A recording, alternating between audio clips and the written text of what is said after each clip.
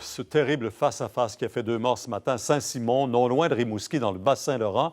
Et Vanessa, l'impact a été si violent qu'un des véhicules s'est embrasé.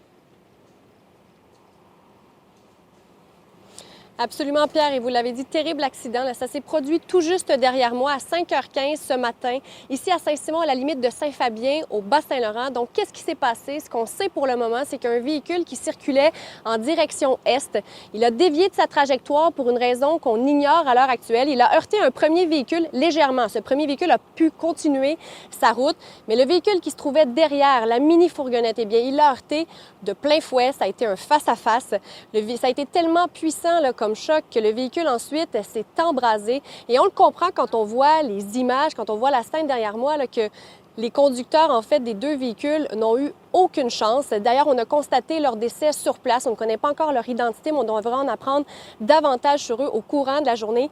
Évidemment, actuellement, les enquêteurs constitutionnistes sont toujours sur place. On écoute à ce sujet Claude Doiron de la Sûreté du Québec.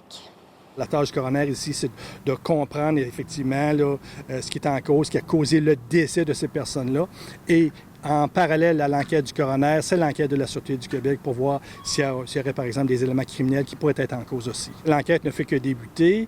Je suis content de regarder ici. Est-ce que la cause de la collision serait une possible fatigue au volant, une distraction au volant, quelqu'un qui aurait été victime d'un malaise également? Donc, toutes les hypothèses sont sur la table présentement.